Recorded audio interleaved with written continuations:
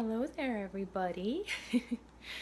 Today, I have decided to sit down and have what I think is a very important discussion with all of you regarding some changes that will be coming to my channel very soon. I know that a lot of you have probably not been here since the birth of this channel, but just in case you haven't, I used to just kind of do everyday life sit-down vlog type videos. I didn't have much of an idea of where I wanted my channel to go.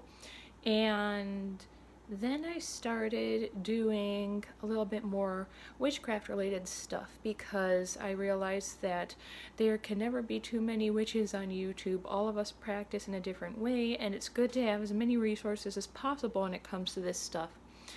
And I also started doing more goth-centric videos because in that regard, there really aren't that many of us on YouTube. I think that a lot of goth people don't really, I don't know if it's that they don't want to be on YouTube, but I just noticed there's not a ton of us who are kind of noisy about the subculture. And the more I opened up about my life on YouTube, the more I realized that a lot of people on this platform are actually pretty nice. Not everyone, but a lot of people are, and they want to see you succeed. They want to see you do well in whatever it is that you're attempting to do. And from the day I first started this channel, there was an aspect of my life that's extremely obvious if you ever encounter me in real life, that I wasn't hiding. I did speak about it a little bit, but not that much. It was not a primary focus on my channel, and it's hard to explain. I wasn't dodging the subject or anything, but I wasn't sure how to approach it and how people would react to it. And that's the fact that I am physically disabled. I have been physically disabled in some way or another my entire life. When I was younger, it was an invisible disability, and unfortunately, due to that, I didn't get a lot of the help that I needed from doctors because they just assumed everything was a growing pain. And as a result, unfortunately, my life is much more difficult now in a physical sense because once you reach a certain age, there's only so much that can be done for you, and nothing was done beforehand. The more supportive people were on my channel, and the kinder that people were to me, the more I realized I could open up more about that aspect of myself. So I started my chronic pain and chronic illness diaries on this channel. But again, that wasn't really so much explaining to everyone what my life as a disabled person is like, as it was just filming myself on my really bad days to let people get an idea of what it's like for someone who does suffer from chronic pain flares on a day when you cannot leave your house and where you can barely even leave your bed. I do think those videos are still important, and I plan on making them as long as my channel exists, because I do think it's extremely important for people who are not disabled or in chronic pain to understand why it is that people who do suffer from things like what I do have such a difficult time getting on in the real world sometimes, and why we might end up someplace like YouTube where we can kind of escape for a little while each day. However, as informative as those videos are, they're not as educational as they could be. I have been attempting to gain the courage for about a year now, since before I even moved into this house, to be more candid and open with all of you about my daily life, my struggles, and my victories as a physically disabled person. The problem was, even once I got to the point where I felt brave enough that I thought I could do it, it's something that's extremely difficult for me personally from a physical standpoint, because I have to use a power chair a good majority of the time these days. My issues, so to speak, are not only chronic, but they do tend to progress a bit more every year. I am getting worse. I will continue to become worse throughout my lifetime. This doesn't mean that I'm going to drop dead anytime soon. My grandmother has been in the same boat her entire life, and she is pushing 90 and still going, still progressing, but still going. So there's no need to worry about anything like that anytime soon. But it does make things difficult physically and mentally sometimes.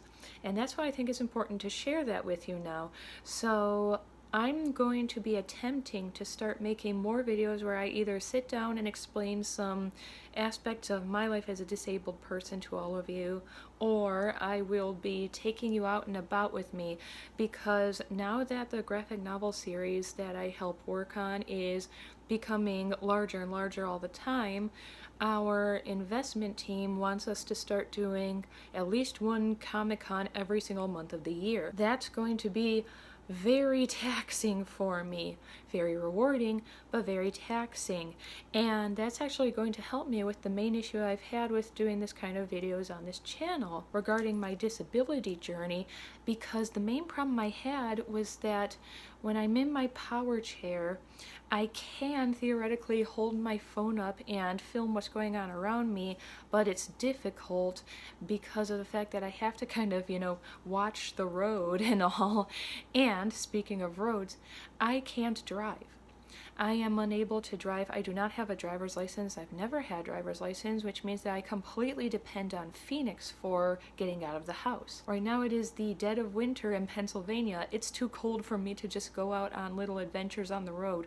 Once the weather warms up, I'll be able to take you on little strolls along the roads near my house and everything, and I can talk to you outside a little bit more. But while it's cold or while it's rainy and some kind of weather that is difficult for me to be just sitting outside by myself, I do have to rely on Phoenix for pretty much everything in terms of going outside. And it's difficult because she does work full time and she's tired by the time she gets home, and she has to help me with any of the housework that I'm unable to do, like pushing the vacuum because it's too heavy. What a lot of people may not realize is that I do use my power chair a majority of the time. It just makes my life so much easier and it gives me better quality of life, but I do have forearm crutches. The reason I have forearm crutches is because I do have stairs in my house. All of the bedrooms are upstairs. We do have a big comfy couch down here, and we have 2 reclining chairs on the odd chance that I'm flaring so badly when I'm downstairs that I cannot get upstairs for bed, and we always keep some extra pillows and blankets down here just in case. But for the most part, I kind of booty scoop my way up and down the staircase each day to get out of bed and downstairs and to go upstairs to bed. And once I'm up there, I have to use my forearm crutches because the upstairs of our house is so incredibly narrow that my power chair couldn't possibly fit, and my manual wheelchairs are even larger than my power chair. So there's just no way of them getting through up there. Luckily, I don't have far to go. It's maybe like 5 steps maximum to get from my bed to the staircase, and I just take all the time that I need on my forearm crutches. Unfortunately, although my forearm crutches do help me quite a lot in my daily life in my home, I face a lot of difficulty when I have to use them in the real world. I try my best not to. I really don't like to. It's not comfortable at all for me. Much more comfortable and much easier for me to use the power chair, but sometimes you just can't for this reason or that reason. If I'm just doing something really basic, like taking a little car ride to get out of the house with Phoenix while she just goes and fills the car with gas or something, and I decide, I need a drink, and I just kind of forearm crutch stroll my way into the gas station, and someone who generally sees me in my chair sees me on my forearm crutches, it's really awkward for me because they get very celebratory about it. They freak out. They act like it's an absolute miracle that I'm upright and everything, and they get very disappointed the next time they see me in my chair because they're like, but it's so good to see you walking. And I'm like, well, it might be good for you to see me walking, but it doesn't feel good for me to be walking. And that's one of those issues you face if you are someone who doesn't use a wheelchair 100% of the time. Anytime anyone sees you upright, it's just this huge parade thrown for you. And once you're back in your chair again, it's like you died or something. They get so weird about it. While editing this video, I also realized that I forgot to mention the fact that not only do they act really strange when they see you upright, but afterwards, no matter where you are, if they see you again in your wheelchair, people tend to develop this really nasty habit of asking you to stand up for them, and that's so horrible. That is not a good feeling, having people ask you to stand up for them and be like, oh yeah, I saw them standing up the other day. I know they can stand up, like, they're gonna be okay. It's like, well, I know my body better than you, and if I'm sitting today, it's because I need to sit. I have no idea why I went on that absolute tangent. I apologize for that. It just came to my mind. This is kind of a rambly video, but getting back to the original point of this video, it's gonna be easier for me now to do more disability videos on this channel, because since I need to be going to Comic-Cons every single month, I'll be able to show you guys a little easier what my everyday life is like when I'm outside of my house. And I think it's going to be really enlightening for people, because a lot of frustrating things happen to me at Comic-Con. Don't get me wrong, I love going there. It's the best job in the world to work in Artist Alley. It really is. It's so rewarding. It's just makes me so happy knowing that something I work so hard on is appreciated by people other than just myself and Phoenix. It's just wonderful. But at Comic-Con, you see potentially thousands of people in a single weekend, and way too many of them decide they are entitled to personal information about your life just because you're in a power chair or a wheelchair. And it's really frustrating. At one of the Comic-Cons that I do every year, I'm not the only disabled person in Artist Alley. For whatever reason, there's a lot of us at that one, and all of us go through the exact same thing, especially since we're younger people. There's still that funny stigma in the world that the only people that use wheelchairs are like old people and something like that. It's not true. They just look so shocked when they see a younger looking person in a chair of any kind. So I think it's going to be very enlightening for people to see me going around at Comic-Con. You'll see the way that people react to me, and you'll also see me just kind of, hovering around big cities and stuff, because a lot of them are in larger cities, and you'll see the way that people react to me in big cities as well. And it's just interesting. It's especially interesting that I get a lot of two kinds of people. You get the first kind of people, which is the ones who don't realize that the things they're saying or doing are completely inappropriate. And then you get another kind of people, which are the ones that know full well that what they're doing isn't okay, and they do it anyway.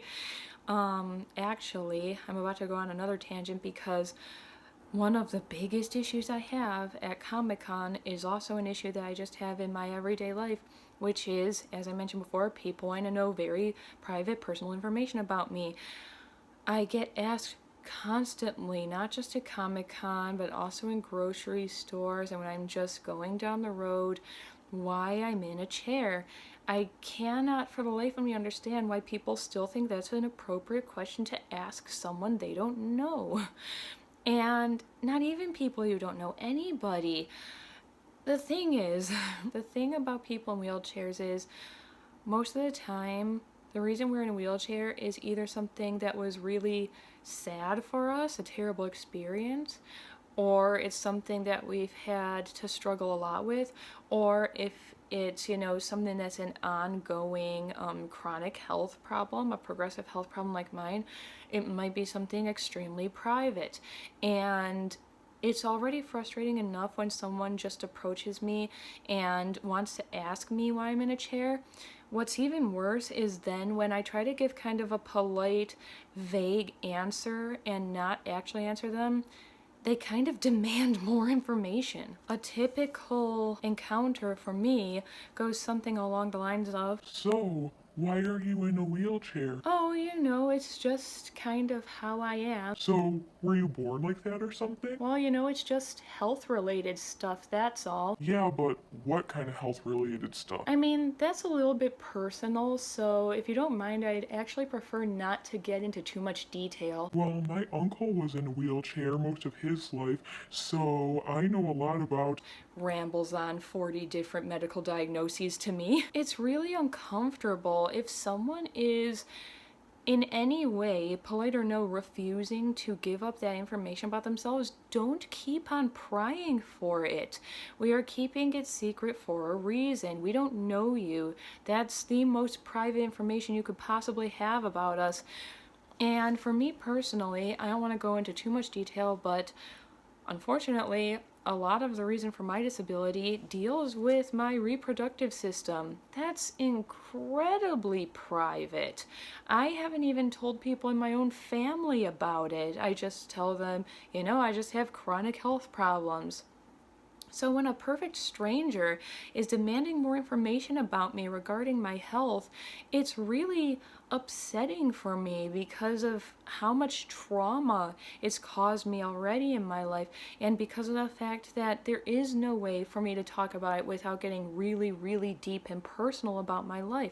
I don't want to talk about my reproductive system to someone I don't know.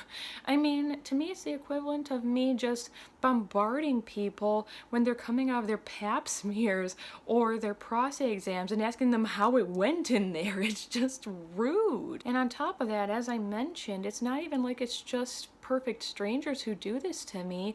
People in my own family and random people who claim to be my friends but who haven't talked to me in like 10 years until they happen to see a photo of me in a wheelchair, they pry as well. They try to get me to spill out exactly what's going on. And I'm like, listen, I don't care if you are an uncle, I don't care if you're a cousin, I don't care if you're my soon-to-be brother-in-law, sister-in-law, my mom's best friend. I don't care what relation you are to me. If I have not told you with my own mouth why I'm in a wheelchair, it's because for some reason or another, I don't want you to know. I'm not ready for you to know, and people shouldn't try to force the information out of me. It's not appropriate. You are not entitled to private information about my health just because you know me. That's not the way it works. And don't take it personally if I'm not ready to discuss that information with you. It has nothing to do with you being a bad person or me thinking you're a blabbermouth or anything. It just takes a huge degree of trust to tell somebody something like that about your life. And apart from that, maybe the day you ask me, I'm just not in the mood to talk about it. Like I said, it's a little bit depressing, the reason why I'm in a wheelchair. This in my opinion is sometimes even worse. My number one biggest pet peeve about the way people treat me when I'm in a wheelchair is when I suddenly see someone that's like one of my parents' friends or something, or a relative, or again, like a future brother-in-law or sister-in-law or something, and this is someone that I don't interact with that much, someone that I kind of know, but not super intimately, and I haven't seen them for quite a long time, at least a year or more, and they suddenly approach me and start going on and on about, I knew somebody with insert disease name here that I happen to have, and they did this and this and this and this, and they start becoming an armchair doctor with me. First of all, it makes me really uncomfortable hearing you decide, oh, because this worked for this person, it's automatically going to work for you, because chances are I've already tried everything you're about to say. I've been disabled for a long time. I've been sick my entire life. I've tried everything. Trust me on that. I already know whether or not it's going to work on me. On top of that, it's just not polite to start rattling off all of these ideas about what someone else should do for their health, because it kind of in a way makes you feel pressured to do that stuff just to make that person happy, and you shouldn't be putting someone that you care about in that kind of position. On top of that, once I know that someone I did not tell suddenly has information about my health problems, I can never see them the same way again. It might sound dramatic, but it's absolutely true. I'll never see them the same way I used to ever again, because now I know every time I look at that person that they have this very personal secret about me right within reach. They can share it with whoever they want, whenever they want, for whatever reason they want. That makes it very difficult for me to ever fully trust that person. I'll always wonder if they have an ulterior motive for hanging out with me or talking to me. I know that even though some people really are good people and they don't do this with any malice in their hearts at all, people are social creatures. That person who now has that information about me is going to tell someone else, whether it's their bank teller, their bag boy at the grocery store, their friend, their, cousin or sister or whoever. That information is going to keep getting passed along like telephone. And again, I'm not exaggerating at all. I've had moments in my life where I told one person in my family or my friends group what happened to me, and a few months later, like 10 people are talking to me about my diseases, and I'm like, what is going on? This is so stressful and upsetting. I did not tell these people for a reason. It is nobody else's right to tell, and I don't appreciate it when people in my family and my friends groups just decide that, oh, well, since you kind of vaguely know this person and you've known them for a long time, I can just tell them this stuff about you. Again, it doesn't matter what degree of relation you are to me. I don't care if you are a close family member. If I didn't tell you, you weren't supposed to find out. That's not fair to me. And it's not fair to people who are in the same position as me. And I know I'm not alone in this. I know that pretty much everyone who has some kind of chronic health condition has to deal with that at some point in their life. And it's horrible. I mean, like I said, even if it's the nicest person in the world, I just can't be comfortable around them ever again, because I just know that they're walking around with my secret, and that's not right. I know that this was a little bit darker of a video, but I promise they're not always going to be this dark. I'm gonna be doing a few more, some of which will include Phoenix, because I think it's interesting to have you guys hear from someone who is with someone who's disabled, and she is not disabled herself, and what that's like for her. So this is going to kind of become its own thing on my channel from now on. I'm going to be talking a little bit more now about this stuff. I feel a lot better about talking about it, and now that I'm going to be able to get out of the house more often, there'll be a better reason for me to do it. So I hope that these videos are enjoyable and interesting for you guys. And as always, do something that makes you happy today, no matter what anyone else thinks about it. And I will see you all again soon.